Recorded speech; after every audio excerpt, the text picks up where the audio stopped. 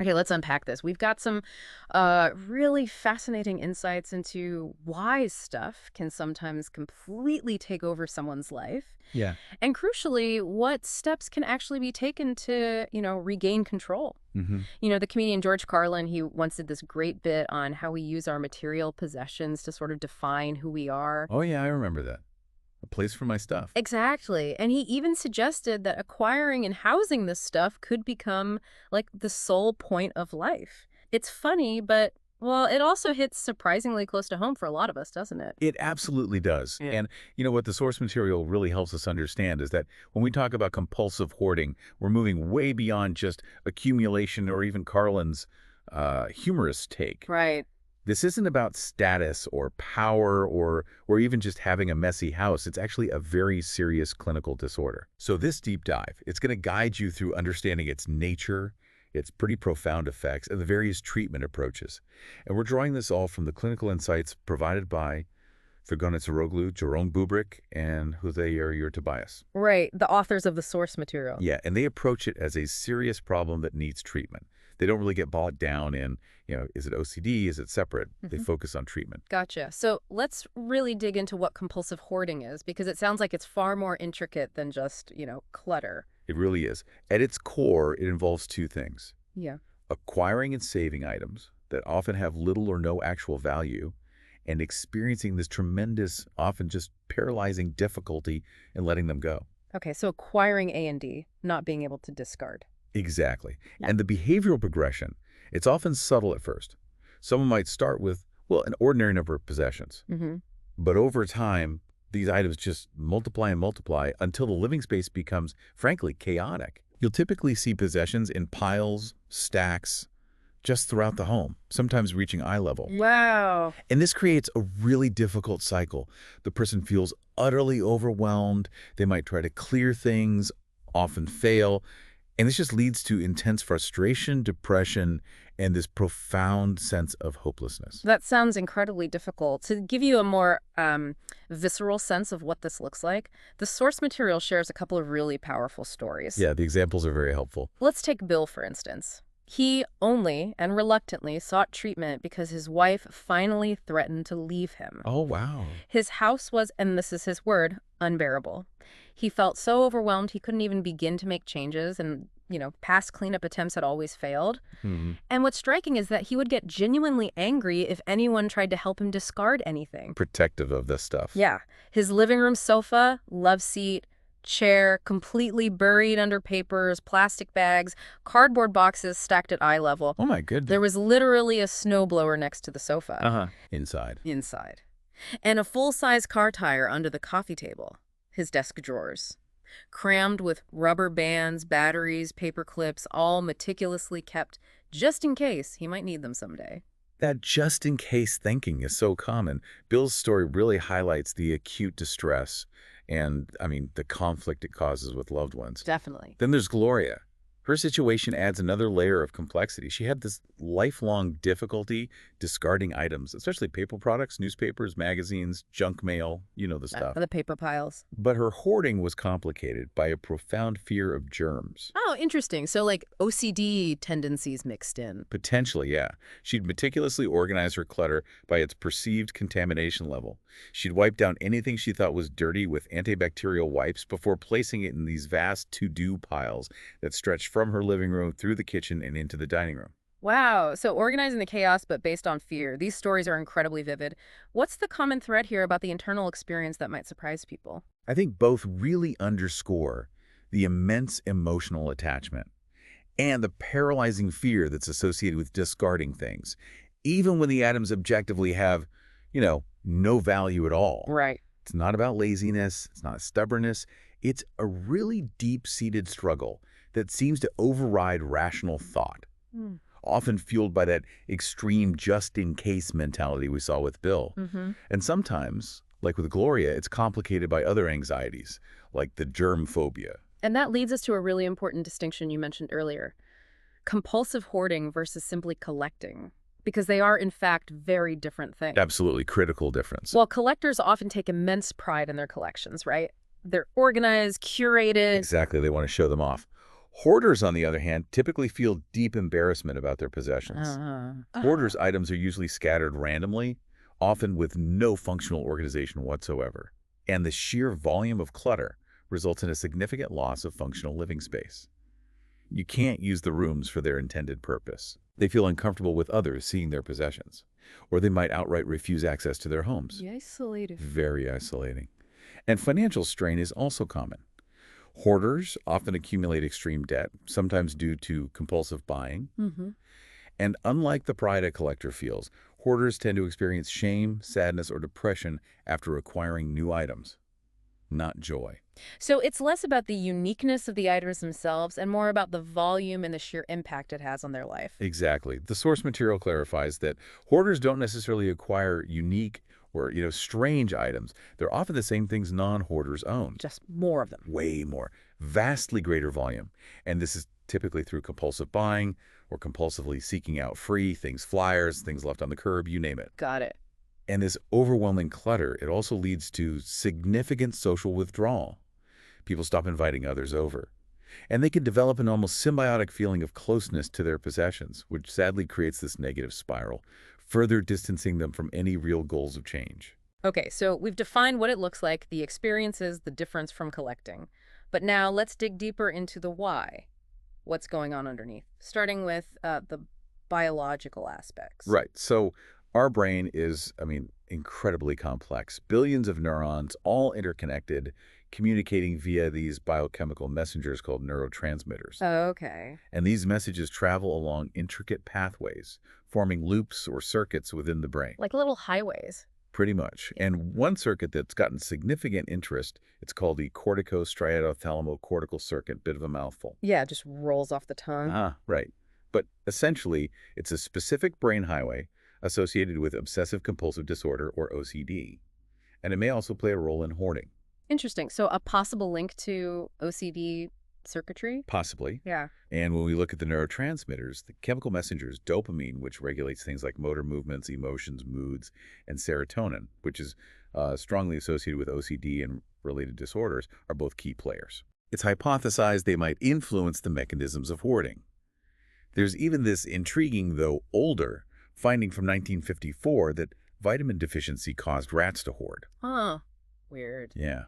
Now, it's important to stress there's no direct evidence that a surplus or deficit of these neurotransmitters causes hoarding. Right. But their known importance in OCD and the fact that hoarding often co-occurs with OCD certainly suggests there might be chemical similarities. It's an area that definitely needs more research. Okay, so brain chemistry might play a part, but it's clearly not the whole picture. Fear seems to play a really profound role, too. Oh, absolutely. Fear is, a basic primal emotion. It's designed for protection, warning us of harm. Our bodies naturally seek food, shelter, energy, clothing for survival. Mm-hmm. In modern societies like ours, we often take these basic protections somewhat for granted, right? Yeah, usually. So we might focus instead on gathering money or objects that indirectly protect us or maybe enhance our self-image. What's truly illuminating here is how the source material suggests our evolved human fear of being without food and shelter may have become deeply intertwined with our feelings toward possessions in today's world. So, like, the possession becomes the stand-in for safety. Exactly. This association can lead to feeling intensely fearful and unsafe when we're without possessions. It's believed that people may learn to temporarily avoid this fear by feeling secure and safe with their possessions. Ah, the classic avoidance pattern. Right. And the more this conditioned avoidance happens, the stronger the need to acquire or save becomes. In essence, without possessions, you might feel fearful or unsafe, and to avoid those really unpleasant feelings, you simply cannot discard anything. That makes sense. And this also explains that intense, almost involuntary angry reaction someone might have if friends or family try to discard items without their consent. Like with Bill getting angry. Exactly. The source uses the analogy of a starving dog instinctively defending its food. It's tapping into this deeply threatened sense of self-preservation. Wow, that's a powerful analogy. It really underscores the primal nature of that fear, even when it's attached to like old newspapers. And then on top of the biology and the fear, there are the societal influences. Oh, big time. We live in a culture that subtly, or maybe not so subtly, often suggests he who dies with the most toys wins. Right. That exact phrase is in the material. Our self-worth has become so connected to the quantity and quality of our possessions. It's ironic, really, how much time and energy and money we spend acquiring things. Hmm. Yet often we find a sense of peace when we go on vacation and live a much simpler life away from all of it. It's a huge paradox, isn't it? And think about advertising. Almost every form you encounter is meticulously designed to make you believe you'd be a little better off if you just owned their product. True. Constant messaging. Society constantly emphasizes acquiring and having. Even national holidays are often intrinsically linked with sales events, further encouraging constant acquisition. Black Friday, anyone. Exactly. We have spring cleaning modes where we're encouraged to get rid of the old and bring in the new, but then fashion trends often tell us to discard clothes only for that old style to make a comeback later. Ha, so true. So you're encouraged to acquire it all over again. It's just this never-ending cycle of consumption. Man. Okay, so we have the biology, the fear, the societal pressure, and the impact of all of this is just enormous. It cascades into every aspect of life, It really does. from personal health to family dynamics, even legal battles. Let's really dig into that impact. The most common immediate effect is just the drastic reduction, sometimes complete elimination of functional living space. Right. Think about your own home, listeners. Is your furniture used for storage, or can you actually sit on it? Good question. Can you use your stovetop and countertops? Do you have to carve out narrow pathways just to navigate from room to room? Are there comfortable beds to sleep on? For hoarders, these basic functional spaces often become utterly unusable. And that unusable space, that must have serious health implications. Absolutely. Living amidst that kind of clutter can cause and maintain chronic medical conditions. The source material indicates hoarders are more likely to experience headaches, respiratory problems like asthma and coughing, allergies, fatigue, lethargy, insomnia. Wow, quite a list. And these aren't adequately addressed by just taking medication, because the root causes are the dust, the dirt, the molds, the fungi hidden within the clutter. Because you can't clean properly. Exactly. If you can't vacuum or clean surfaces, these problems multiply.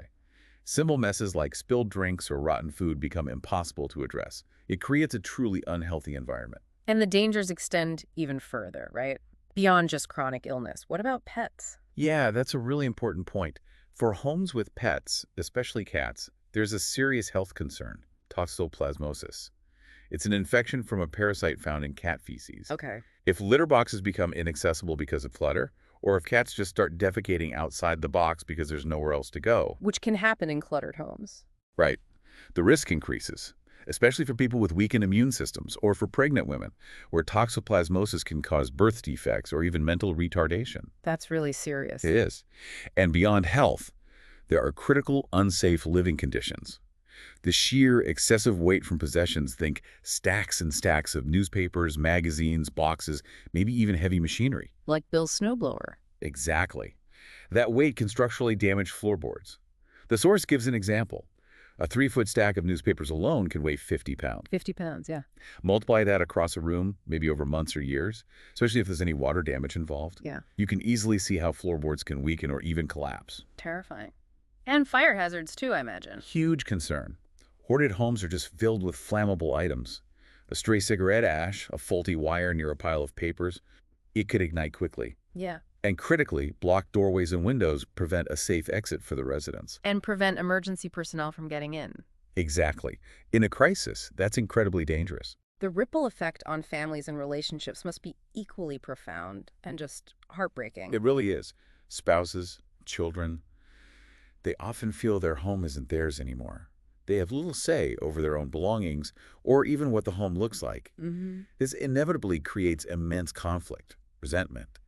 Hoarders often find ways to justify the clutter, making it incredibly difficult for them to understand why others feel differently. Right, the reality is different. Which leads to family members feeling imposed upon, controlled, and just utterly helpless. I can only imagine. And as the clutter builds, so do the negative emotions. It often leads to severe family isolation. Children lose essential space to play.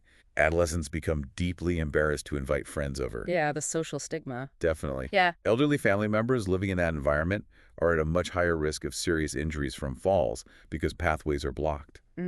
This emotional turmoil, combined with the chaos, often leads spouses to file for divorce or separation. Sometimes there are even bitter child custody battles. Oh, man. And the ironic and tragic thing is that this very stress can actually intensify the hoarding symptoms, creating this vicious cycle. That's awful. So it sounds like it's often family members who seek help first. Very common, yes. Mm, They seek treatment for themselves, for the stress and the impact it's having on them, before the person hoarding even considers it. right. Sometimes the problem is only discovered accidentally, like if the hoarder is hospitalized for something else, or maybe goes on vacation, and a family member goes into the home and sees the extent of it for the first time. Wow. That must be a shock. Huge shock. The good news, though, is that agencies, housing departments, child welfare, they're increasingly recognizing hoarding as a complex psychological problem. So not just a matter of code enforcement. Less so now. It requires treatment, not just punishment. Years ago, courts might just order a hoarder to vacate or clean up, maybe even throw them out. But now, if someone is willing to engage in treatment, the legal system is often much more likely to try and work with them. That's a positive shift. Okay, so we understand the problem, the layers, the devastating impact. Let's shift gears completely now and talk about solutions. What actually works? All right. A truly foundational and often kind of revolutionary insight in overcoming hoarding is realizing that your emotional landscape isn't dictated solely by the external chaos, Right. but by the internal architecture of your thoughts and actions. Your feelings come from your thoughts and actions, not simply from external events or, as many English expressions might suggest, from your heart. That's a really crucial distinction for feeling like you can change things. Absolutely. It's about empowerment. And the primary treatment approach that builds on this understanding is cognitive behavioral therapy, or CBT. CBT. Heard a lot about it for various things. Yes, it's widely used. It's a highly practical, hands-on approach that combines behavior therapy and cognitive therapy. The goal is to help people change the way they feel by actively evaluating and changing how they think and how they act. Okay, so behavior therapy and cognitive therapy combined. Let's break that down. Behavior therapy first. Sure. Within behavior therapy, there are two central concepts derived from learning theory. The first is classical conditioning. Think Pavlov's dogs. Ring the bell, dog salivates. Exactly. An internal response gets conditioned by an external stimulus. A human example might be if a friend always playfully hits you when they go for a handshake, you might eventually flinch automatically when they just extend their arm. Ah, okay. You've learned to associate the arm with the hit. Right, you've been conditioned. The second concept is operant conditioning, based largely on B.F. Skinner's work. This is where both animals and people respond to reinforcement or punishment. Okay. Reinforcement, things like money, praise, food, is the most effective way to increase a desired behavior. Like rewarding kids for good grades encourages studying. Hmm. Punishment, like removing privileges, is generally effective for stopping an unwanted behavior. Got it. So how does this apply to hoarding treatment? Well, a key CBT technique that uses these principles is exposure with response prevention, or ERP. ERP. This involves systematically placing yourself in anxiety-producing situations related to hoarding. Like touching something you want to keep but probably shouldn't. Exactly. Or being in a situation where you might normally acquire something. You do this repeatedly while actively refraining from the compulsions or rituals you'd normally do to ease that anxiety, like saving the item or buying the item. Okay, so face the fear, but don't do the usual escape behavior. Precisely. The powerful idea here is that if you allow the anxiety to be present without acting on the compulsion, it will eventually dissipate on its own. Your brain learns the feared outcome doesn't happen. This process is called habituation. Habituation. Okay. Does it matter how you do the exposure? Yes, there are two main types: imaginal exposure, where you use visualization, imagining the scenario, and in vivo exposure, which is real-life practice. And I'm guessing real life is better. Generally, yes. Yeah. In vivo tends to be more effective because it's direct experience. So how do you start with that? You can't just jump into the deep end, right? Definitely not. You start by constructing an anxiety hierarchy. You list specific hoarding-related situations and rate them from 1 to 100 on a subjective units of distress scale, SUDS for short. 1 is no anxiety, 100 is extreme panic. Okay, like a fear ladder. Exactly like a fear ladder. And you begin with the lowest rated item. For instance, maybe going grocery shopping and consciously not purchasing multiples of something is only a SUDS 15 for someone. That's where you'd start. Makes sense. Start small. Right. During the exposure, you monitor your SUDS level. You see where it peaks, and you stay in this situation, repeating the exercise until your anxiety is at least 50% less than the peak. Then you move on to the next item on your hierarchy. It's very systematic, very gradual. Okay, that's the behavioral side. What about the cognitive therapy part of CBT? Right. Cognitive therapy, largely developed by Aaron Beck, focuses on recognizing and changing those dysfunctional thinking patterns we talked about. The stinking thinking, as some call it. Yeah. Or automatic thoughts. These are the inaccurate or irrational thoughts that just pop into your head without conscious effort, like, I'm a loser because my house is such a mess. Or I'll never be able to get this finished. Exactly. Or that really common one.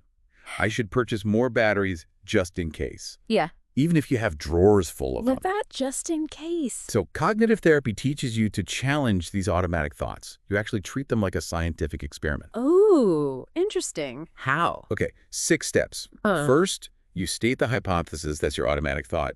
I'm a loser because my house is such a mess. Okay. Hypothesis started. Second, you perform the experiment by asking yourself 6 critical questions about that thought. 6 questions. Okay. 1, what evidence is there for or against this thought? 2, how does thinking this way affect you emotionally? 3, are there other explanations for the situation? The messy house. 4, how would you respond if a friend came to you with this exact thought about themselves? 5, does this thought occur in all situations or just specific ones, like when you see the clutter? And 6, what would your best friend, someone who knows you well, say about this thought? Wow. Okay. That forces you to really examine it from different angles. It really does. Yeah. And after examining the answers, you often find there's actually very little or maybe no real evidence supporting the negative thought. That's step 3. State the findings. Usually the finding is the thought is often invalid, maybe only pops up in specific stressful situations. Right. It's not an objective fact about you. Precisely. Which leads to step 4. Develop a rational response.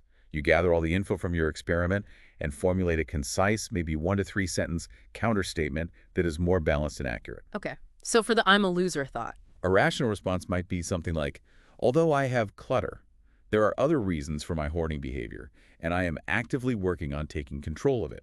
I have many positive characteristics, and I have people in my life who love and respect me. That sounds much healthier. Much. And the final crucial step, step 5, is practice. You have to consistently practice repeating this rational response. Maybe write it on a flashcard. The more you consciously counter those automatic dysfunctional thoughts with these rational, supportive responses. The more you start to believe the new response. Exactly. And the more your negative emotions associated with the old thought will diminish. So instead of just automatically thinking, I can't throw away these plastic bags, I need it, you practice the thought. Although it's likely to be difficult to throw these bags away, I know I can do it. It reframes the challenge. That makes a lot of sense. It's like retraining your brain's automatic reactions. What about medication? Does that play a role? It can be a helpful support in this process, yes. But it's important for you to know that currently there are no medications specifically developed for hoarding itself. Ah, okay. So what do they use? Well, the medical approach is often based on the premise that hoarding is interconnected with OCD, or shares mechanisms.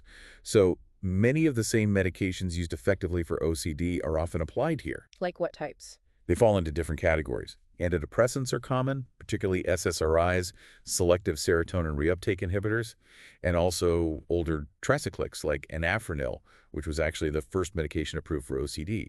These affect neurotransmitters like serotonin and norepinephrine. Okay. Then there are antipsychotics. These also modify neurotransmitters like dopamine and serotonin. Sometimes, even in small dosages, they can help improve someone's insight into the problem, help them recognize the hoarding as a problem. Anticonvulsants are sometimes used, mainly for mood stabilization, if that's a factor. Anti-anxiety agents like benzodiazepines can help with general anxiety or sleep issues, but it's really important to note some of these can be addictive if used long-term, so caution is needed. Right. Good to know. And finally, stimulants might be prescribed if the hoarding symptoms seem related to attention deficit disorder, ADD. Okay, so a range of options depending on the individual picture. Exactly. And it's absolutely crucial to consult a psychiatrist for this. They can properly diagnose, discuss the right medication, the dosage, potential side effects, interactions with other medications you might be taking, and also the cost. Often generic options are available which can help. But the bottom line is, for most people experiencing significant hoarding issues, a combination of these cognitive behavioral strategies we discuss with medication, appropriately managed, is often the most effective approach. Yeah. One supports the other. Right. The therapy helps change the thinking and behavior. The meds can help stabilize the mood or reduce the anxiety enough to do the therapy. You got it. That's the idea. Okay, now let's get into the nitty-gritty. The practical tools for actually cleaning up the clutter and, just as importantly, maintaining a clutter-free home afterwards. Where do you even start with preventing new stuff from coming in? That's a great place to start. Because you have to stop the inflow, right? Yeah, otherwise you're just bailing water out of a leaky boat. Exactly. An immediate, simple action you can take is to cancel magazine and newspaper subscriptions. That cuts off a major source of incoming paper clutter right there. Simple but effective. And when you're out shopping, it's incredibly helpful to actually carry those cognitive therapy flashcards we talked about. The rational responses. Yes, use them in the moment to challenge that insidious just-in-case reasoning. So if the automatic thought is, I should purchase more batteries just in case I need them in the future, Pull out the cart. pull out the card that says, I am working hard to control my hoarding, and it is important to me to limit my acquisition of new items. If I really need batteries in the future, I can buy them then. It helps you resist buying multiples and reinforces those new behaviors right there in the challenging situation. I like that. Real-time intervention. Okay, so you're working on slowing the inflow. What about tackling the existing clutter? The source mentions a specific technique, the 3.5 box technique. Yes, the 3.5 box technique. This is really the core of the physical cleanup process in this treatment model. But before you even get the boxes out, preparation is key. Okay, prep first. Schedule short, manageable cleaning blocks, like 30 to 45 minutes. Don't try to do it all at once. You'll get overwhelmed. Right, burnout is real. Totally. And take breaks, like 15-minute breaks in between. The source uses the analogy of surgeons or pilots. They need periodic rest to maintain focus and performance. Same principle applies here. Makes sense. And remember to reward yourself afterward for your hard work. Positive reinforcement. Also, before you begin a target area, say, the kitchen table, take an instant before picture. For comparison later. Exactly. You'll take an after picture when it's done, and seeing that difference can be incredibly motivating. Okay, prep done, picture taken. Now, the boxes. What are the 3.5 boxes? Right. These are your key tools during those cleaning blocks. First, you have the save box.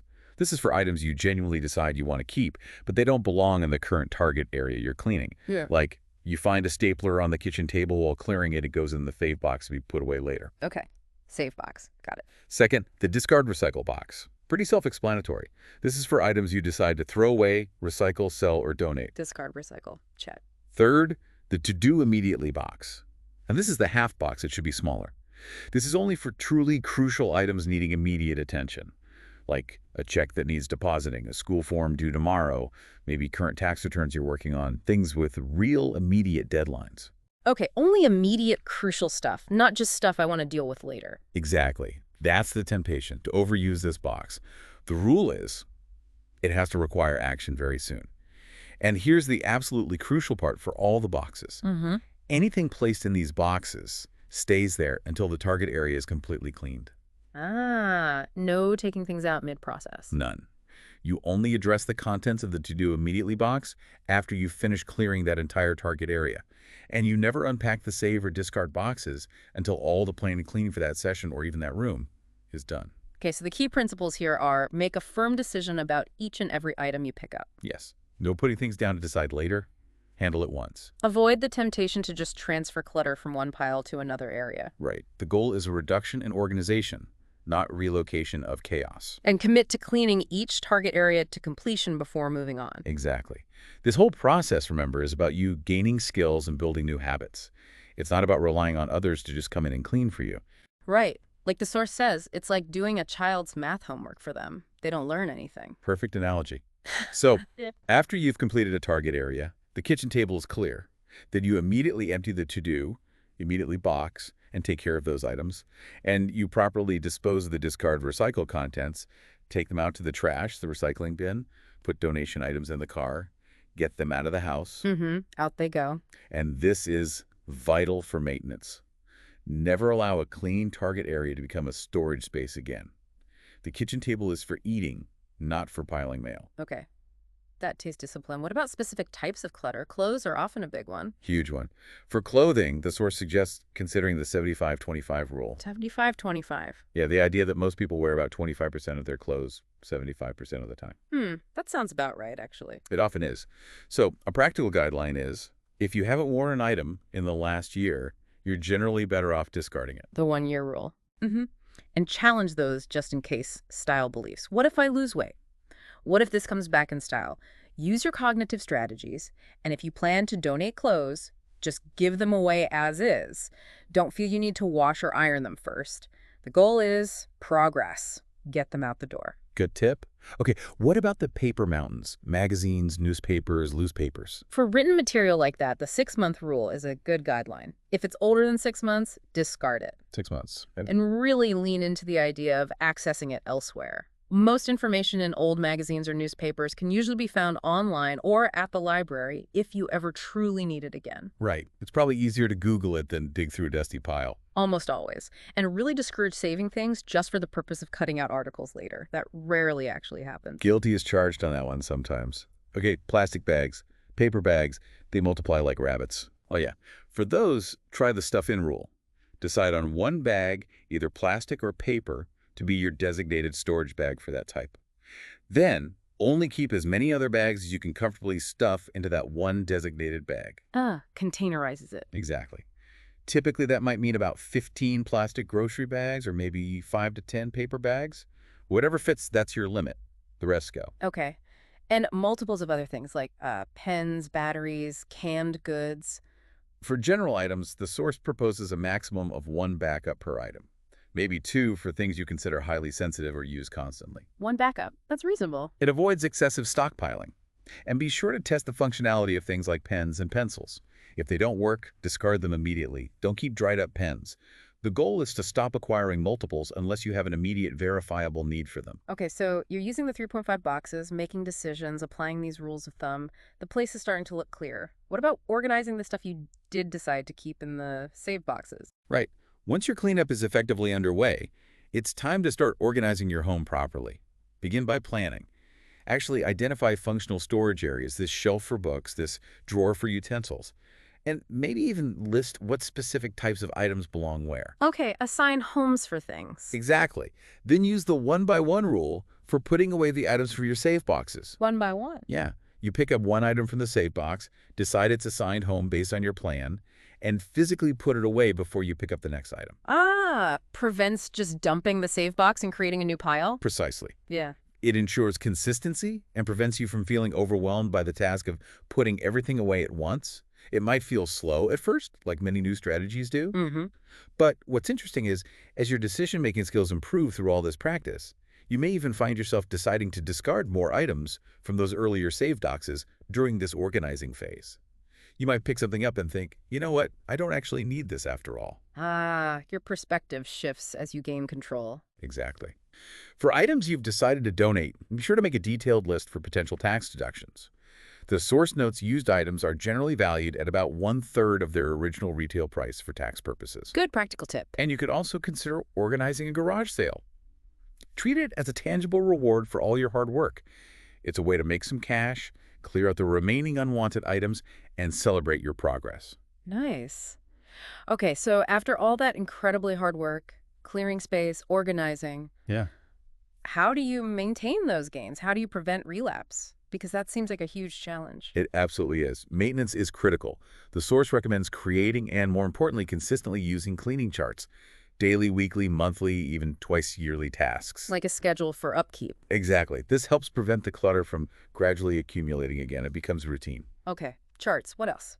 Once spaces are clean, an important psychological step is to redecorate them. Make them feel like your space again. Reclaim the space aesthetically. Yes. Create a warm, inviting, and visually reinforcing environment. Add some fresh flowers, maybe a plant, put up photos you love, hang a mirror to reflect light. This helps you actively avoid letting clutter become your decor again. Yeah, makes it a place you want to keep clear. Right. It reinforces the positive changes you've made, making the space feel truly yours, truly reclaimed. There's also a method mentioned for ongoing control, SAFE. Hmm. SAFE. Yes, the SAFE method. Mm-hmm. It's a good acronym for staying on top of things, especially mail and paperwork, which can pile up fast. Okay, break it down. S. S is for sorting incoming mail immediately. Don't let it pile up. What? Deal with it right away. Discard junk mail first, then categorize the rest. Okay. A is for assigning clear functions to rooms. Mhm. Be consistent. The bedroom is for sleeping. Hmm. The kitchen for cooking and eating. Hmm. Avoid activity creep. Of F. F is for filtering that incoming mail you just sorted into clear categories. Yeah. Active bills, things to do immediately, things to file, items for the calendar, Right. and put them in a designated consistent spot, like a bill paying station. And E is for employing the weekend basket technique. This is kind of a helpful catch-all. You can use a designated basket for any items that accidentally slip through the cracks during the week, or maybe for items belonging to family members who aren't quite as rigorous with the system. Then you clear the basket out weekly. Okay, SAFE. Sort. Assign, filter, employ the basket. Got it. And calendars. Don't forget your calendar. Keep a visible calendar, maybe on the fridge or a wall. Use it to track important events, build due dates, reminders, but also schedule your cleaning tasks and maybe even small decorating projects. Keep the calendar itself clutter-free. Let it be a tool, a visual reminder of your commitments to maintaining your space. Good advice. Finally, what about the mindset? What happens if you slip up, if a corner starts getting cluttered again? That's a vital point. Hmm? It's crucial to have a flexible relapse prevention mindset. And the key distinction is between a lapse and a relapse. Okay. A lapse is a small slip-up. Maybe one area gets a bit messy again. That is absolutely not a relapse, which means giving up entirely and letting the hoarding take over again. Ah, like the diet analogy in the source. Exactly. One piece of cake doesn't mean you abandon the entire diet. You acknowledge the lapse, and you get right back on track immediately. So no panic if you slip. No panic. If a functional space accidentally becomes cluttered again, the advice is tackle it right away. Use the 3.5 box technique again. Pull out your cognitive therapy flashcards to challenge any negative thoughts that creep in. Maybe even reread parts of the source material or your therapy exercises for motivation. Don't let those small lapses discourage you. See them as opportunities to practice and reinforce your new skills. That's a really hopeful way to frame it. Okay, so wrapping this up, what does this all mean for you listening out there? Whether you're maybe trying to clear some of your own clutter or perhaps trying to understand a friend or family member's journey with hoarding. Well, I think we've taken a pretty comprehensive look, haven't we? From the clinical definition, exploring the biological factors, the fear mechanisms, those pervasive societal influences that can feed into it. We've explored the really devastating impacts it can have on health, safety, relationships. And importantly, we've detailed this multifaceted approach to overcoming it, combining CBT, sometimes supportive medication, and these really practical step-by-step cleanup and maintenance strategies. Yeah, it's clear there are concrete steps people can take. Absolutely. The knowledge we've unpacked today hopefully is powerful. Taking control of your environment and ultimately, your life is possible. It really highlights that overcoming hoarding is, well, it's often a marathon, not a sprint. Yeah, long-term commitment. But with consistent strategies and just as importantly, self-compassion, lasting change is absolutely achievable. A powerful message. So to leave you with something to think about, given how deeply our society often ties our self-worth to our possessions, maybe ask yourself, what truly defines your identity beyond the things you own?